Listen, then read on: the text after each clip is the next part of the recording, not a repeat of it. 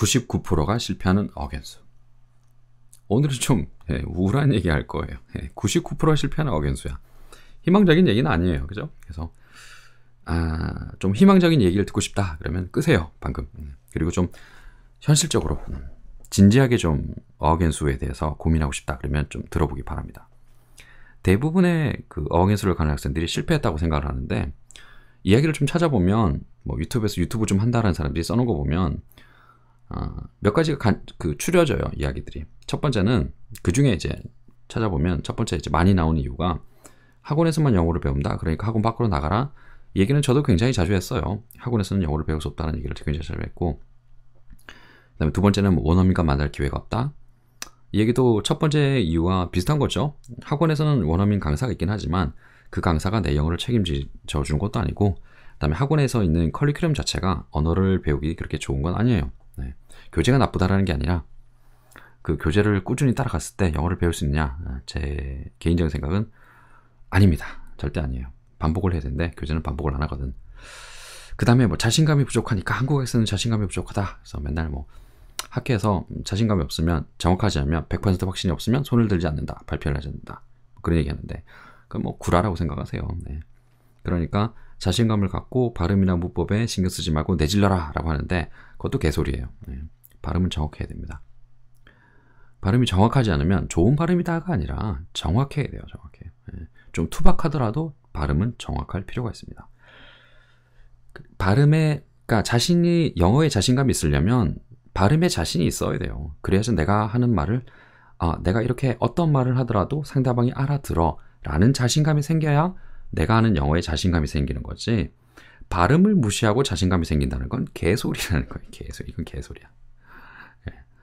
한 번이라도 이렇게 얘기하는 사람이 지가 한번 외국에 나가서 진짜 진지하게 영어를 공부해 본 적이 있는지 물어보고 싶어요. 아닐 거란 말이지. 그냥 하는 소리겠죠. 마지막으로는 이제 처음에는 영어에 노출만 되면 영어가 될 거다라고 생각했는데 막상 나가보니까 노출 플러스 학습이 필요하더라. 공부를 해야 되더라. 왜냐하면 노출을 통해서 영어를 자연스럽게 배우고 있다는 건, 그건 시간이 넘쳐나는 사람들 얘기예요. 시간이 넘쳐나는 사람들. 우리가 우리말을 배우는데 몇 년이 걸렸는지 생각해 보세요. 몇 년 걸렸어요. 태어나서부터 이제 옹알이 하다가 말 좀 하고 초등학교 가기 전까지 한 5살, 6살 정도 돼야 이제 말을 좀 한단 말이에요. 물론 그 이전에는 뇌 발달 자체가 늦으니까 그렇긴 하지만, 예를 들어서 뭐 한 3살 이후로 학생이라고 생각해봐요. 초등학교 이제 입학하기 전부터 3살이다. 한 4년 정도 되잖아요. 4년 동안 하는 게 뭐가 있어요? 먹고 자고 싸고 말 배우고 그거밖에 없단 말이에요. 근데 여러분은 굉장히 많은 걸 하려고요. 여행도 가고 싶어하고, 그 다음에 그중에 뭐 연애도 좀 하고 싶어하고, 영어도 해야 되고, 근데 시간은 1년밖에 없고. 그러니까 안 되는 거죠. 우리가 애들만큼 자연스럽게 배울 수 있어요.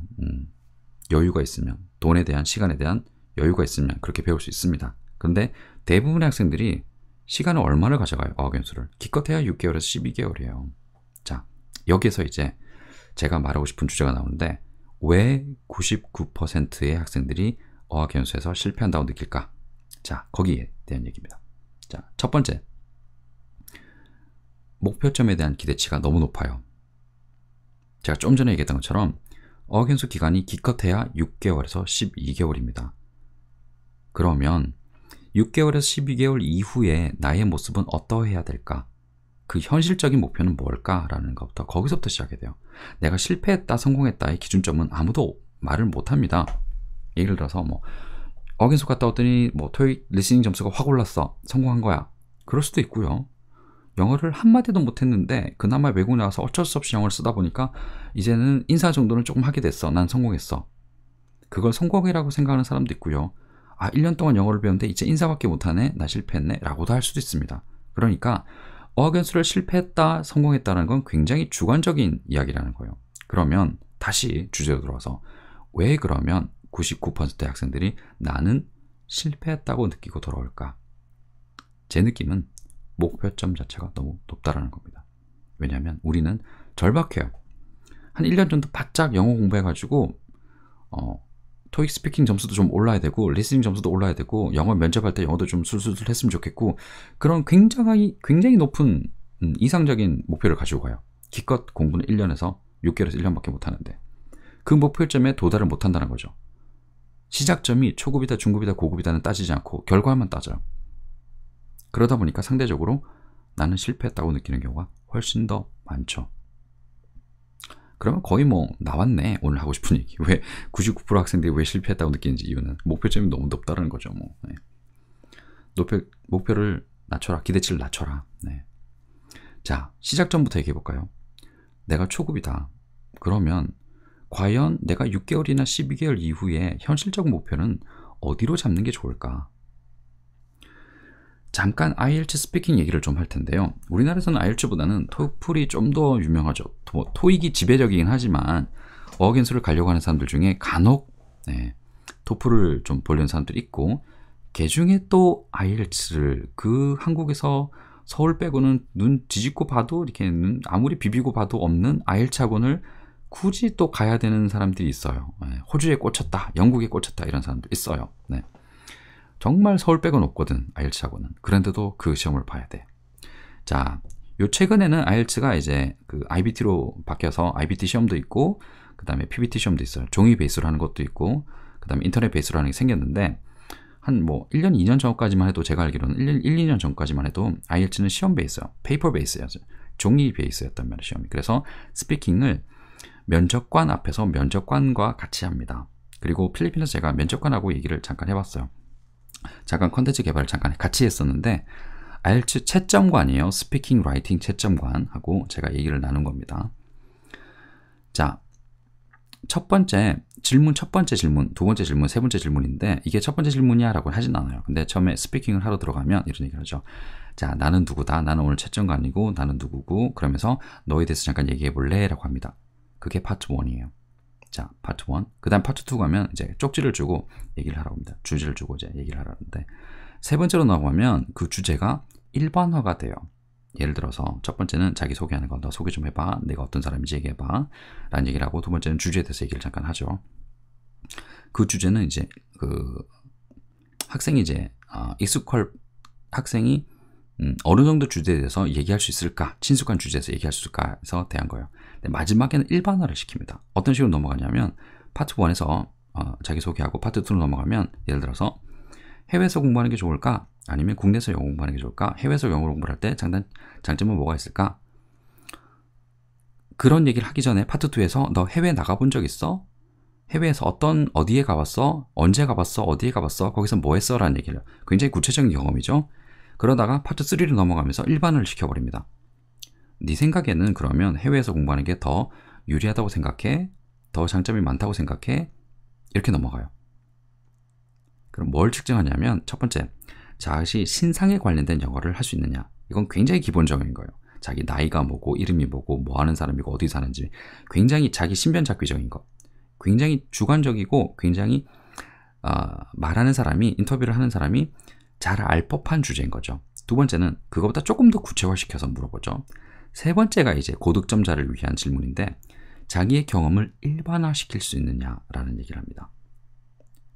너는 해외에 가봤는데, 그러면 해외에서 공부하는 게 좋은 거니?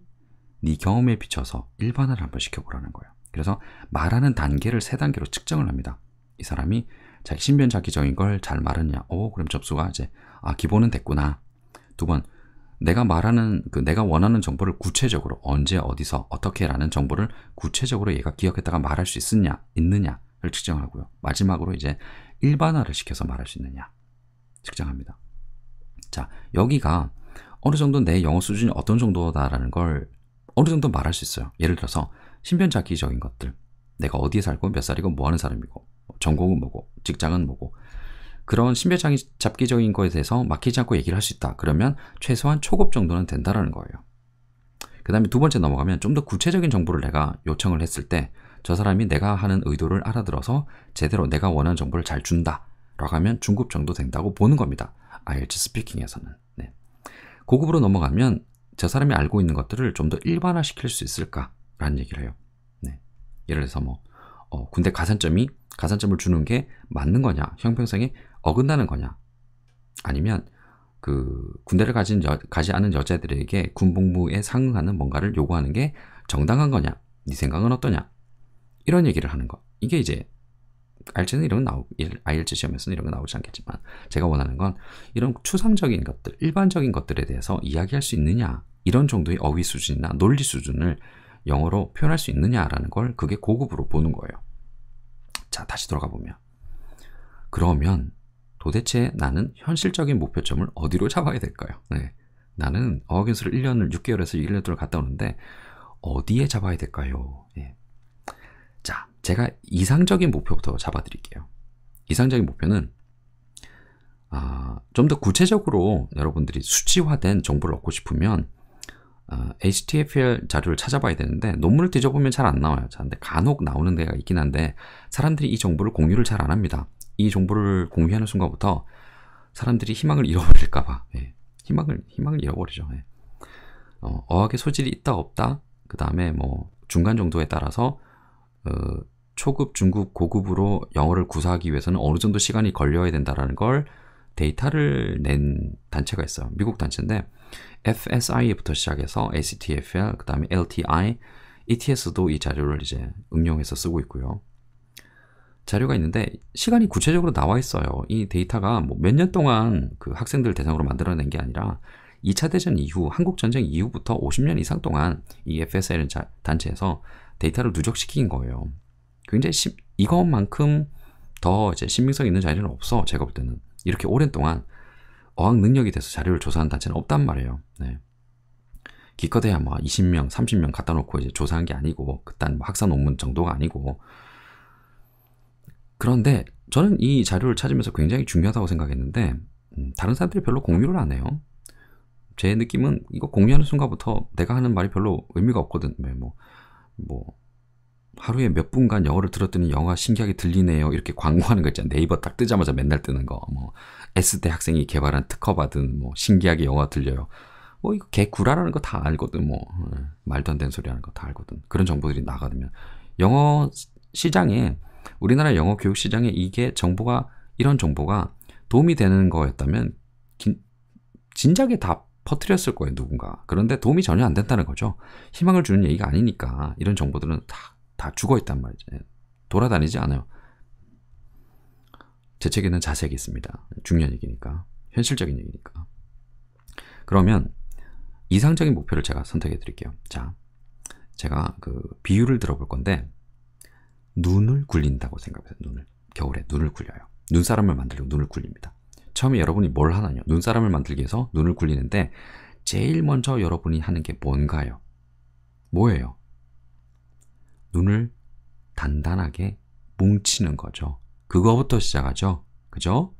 눈사람을 크게 만들기 위해서는 눈을 끌어다 모으는 게 아니라 눈을 굴릴 거란 말이에요.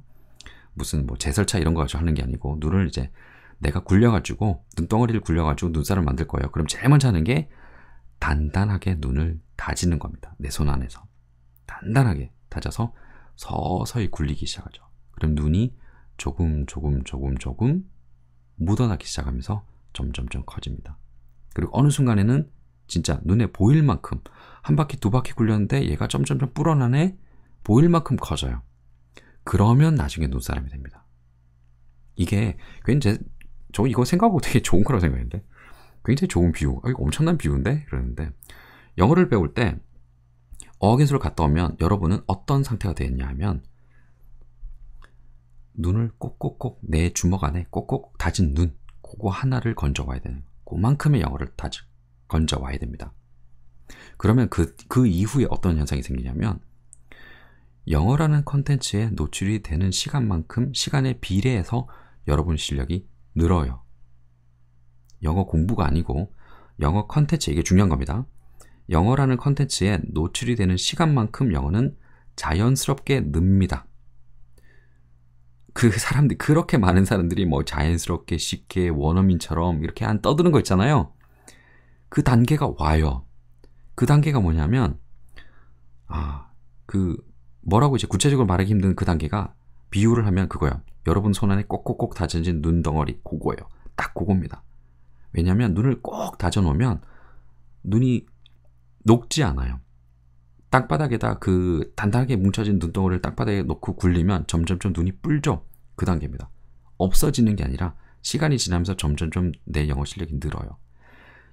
이런 사람들 많아요. 어게인스를 좀 처음에 딱 갔다 와서 1년 끝내고 와서는 영어가 잘 됐는데 시간이 지나면서 아는 용어도 다 까먹은 것 같아요. 뭐 말도 잘 안 나와요. 그런 사람도 있죠. 그 핑계예요, 핑계. 왜 말이 안 늘어? 갔다 와서 영어에 대한 영어 컨텐츠에 노출만 돼도 사실은 늘어야 돼요. 가만히 있어서 그냥 영어로 된 책 읽고 유튜브 들어가서 내가 보고 싶은 동영상 보고 구글 들어가서 내가 원하는 자료만 검색을 해서 쭉 읽어도 영어 실력은 계속 늘 수밖에 없어요. 그런데 그러면 그게 어느 정도의 수준인가요? 자, 가장 쉽게 판단할 수 있는 거. 귀는 뚫려야 되겠죠? 들려야 되겠죠? 들리려면 뭘 해야 되냐? 가장 기본적으로는 발음이 완성이 되어 있어야 되겠죠? 영어에 40한 개 발음이 있습니다. 그 40한 개 발음을 하나하나 다 구분해서 들을 수 있어야 되겠죠? 그래야 들리기 시작하겠죠? 그리고 저 사람이 무슨 단어를 말하는지 내가 이미 알고 있어야 그 단어가 들리기 시작하겠죠? 그러면 일상적으로 쓰는 어휘가 몇 개인지 모르겠지만 2,000개인지 3,000개인지 모르겠지만 그 어휘에 대해서 내가 숙지를 하고 있어야 되고 그 다음에 그런 단어들이 단어가 낱개로 떨어져 있을 때 어떤 발음인지 단어와 단어가 뭉쳤을 때 어떤 발음인지가 연습이 돼 있어야 되겠죠? 그리고 단어와 단어가 조합이 됐을 때 어떤 뜻이 되는지 영어는 문법이 굉장히 복잡하잖아요. 어형이 변하면서 뜻이 변하기도 하고 어형은 하나도 안 변했는데 뜻이 변하기도 하고 굉장히 지뢰 같은 언어인데 그런 변화에 대해서 충분히 숙달이 돼 있어야 된단 말이죠. 그러면 어느 정도 문법에 대한 지식도 충분히 있어야 되는 거고 그죠? 어휘도 어느 정도는 돼 있어야 되는 거고 한 3,000개 정도 될 거예요. 일상적인 회화를 하려면 3,000개에서 한 5,000개 정도는 될 겁니다. 평소적으로 얘기할 때. 우리가 그 정도 어휘를 가지고 얘기를 하니까. 최소한 그 정도에 대한 영어는 완성이 돼 있어야 된다는 거예요. 그리고 일상적인 대화를 할 때 어떤 주제에 대해서 일상적인 상황에서 어떤 주제를 가지고 얘기를 하더라도 그거 알아들을 수 있는 정도는 돼야 됩니다.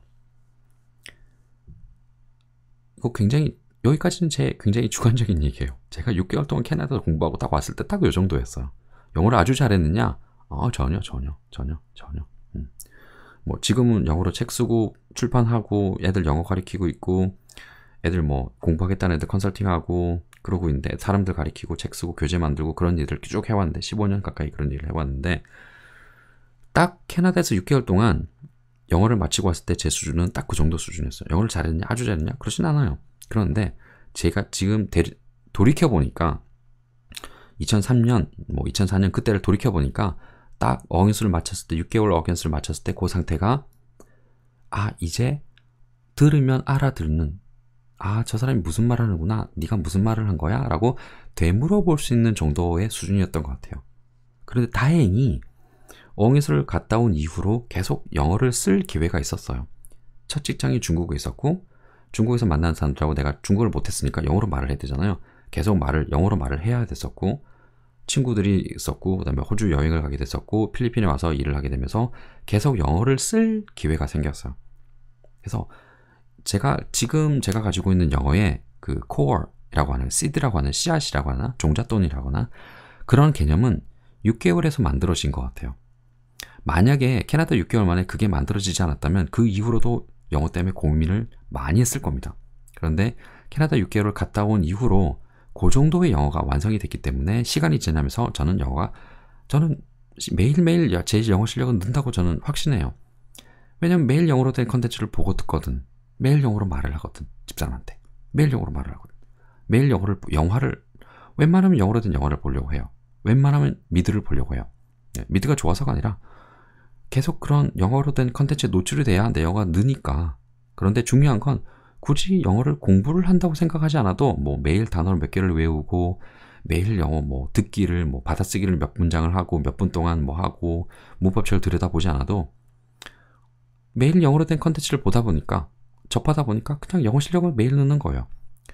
요즘엔 최근에 제가 사진을 공부하고 있거든요. 사진에 관련된 동영상들을 계속 봐요. 그래서 사진에 관련된 어휘를 많이 늘렸습니다. chromatic aberration 이런 말. 평소에 전혀 전혀 쓸 일이 없는, 우리말로는 색수차라 그러는데, 우리말로도 모르는 사람 많아요. 사진에 관심 없는 사람들은 색수차라는 말을 모릅니다. 근데 저는 색수차라는 한국어보다 chromatic aberration 이란 말을 더 먼저 배웠어요. 뭐 영어로 된 컨텐츠를 더 많이 봤으니까. 그래서 영어로 된 언어가 어휘가 점점점 늘고 있는 겁니다. 사진술에 관해서는. 또 제가 만약에 다른 주제에 대해서 관심이 생기면 그 분야의 언어가 어휘가 점점점 늘겠죠. 배경 지식이 늘면서 어휘가 자연스럽게 늘겠죠. 그래서 이제는 영어로 공부를 하는 게 아니라 늙어 죽을 때까지 제 영어 실력은 계속 늘 거예요. 왜? 그 코어라는 게 이미 만들어져 있기 때문에 그런 거죠. 코어라는 게. 그럼 여러분들도 다시 돌아가 봅시다. 99%가 실패하는 어견수, 현실적인 그리고 이상적인 목표는 뭘로 잡아야 되느냐? 그 코어를 만드는데 집중해야 되는 겁니다. 네. 어휘를 많이 알면 좋겠죠. 그런데 어휘는 나중에 해도 돼요. 그런데 일상생활에서 많이 쓰는 그런 단어들은 뭐 밤을 새우더라도 다 암기를 해야 돼요. 예. 다 외우는 수밖에 없습니다. 그리고 한 중학교, 고등학교 정도, 저는 고등학교 수준을 잡는 게 맞다고 보는데 수능 수준이죠. 예. 고등학교 교재에 나오는 정도의 문법은 다 알고 있어야 돼요. 왜냐하면 그 정도의 문법은 사람들이 다 씁니다. 예. 다 써요. 매일 말을 하면서 다 쓴단 말이죠. 그럼 그 정도의 문법 수준은 가지고 있어야 된다는 거예요. 그 정도의 문법 수준을 가지고 어학연수를 갔을 때 그게 훈련이 되면서 한국에서는 안 되지만 어학연수를 가서 훈련이 되면서 완성이 되는 거예요. 그 완성이 됐다는 건 영어가 더 이상 원어민처럼 완벽하게 된다는 게 아니라 이제는 영어로 된 컨텐츠에 노출만 돼도 내 영어가 점점점 늘어나는 단계가 됐다는 겁니다. 마치 종잣돈 만드는 것처럼 투자하기 위해서 종잣돈 만드는 것처럼 눈사람을 만들기 위해서 눈덩이를 굴리는 것처럼 단단하게 다져진 눈덩이 그거 만드는 게 여러분의 현실적인 목표라고 봐야 돼요. 그래서 새로운 걸 너무 많이 배우려고 하지 말고 일상생활에서 많이 쓰는 것들을 반복을 무지하게 해서 내 걸로 만들어야 됩니다.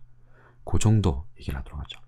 다음 시간에는 그러면 내가 지금 얘기하고 있는 단단히 다져진 눈덩이가 어느 정도의 영어 수준인지 문법적인 측면에서, 어휘적인 측면에서, 다른 여러 가지 측면에서 어떤지에서 구체적으로 좀 얘기를 해보도록 할게요. 근데 오늘은 하고 싶은 얘기는 그거예요. 어학연수의 실패자는 실패했다, 성공했다는 굉장히 주관적인 겁니다. 여러분이 나를 성공했다, 여러분 자신을 성공했다 보면 성공인 거고 아니면 아닌 거예요. 그런데 기왕에 어학연수를 갈 거면 가기 전에 준비를 좀 해서 6개월, 6개월에서 12개월 이후에 내 영어는 이 정도는 돼야 된다는 구체적인 목표는 설정을 하고 가라는 거예요. 너무 막연하게 가서 막연하게 오지 말고 목표가 막연하면 결과도 막연합니다. 자, 오늘 드린 얘기 99%가 실패하는 어학연수인데 그러면 나는 어떻게 목표를 설정해야 될까? 여기에 대해서 얘기를 좀 나눠봤어요. 다음 시간에 좀 더 구체적인 얘기를 해보도록 할게요.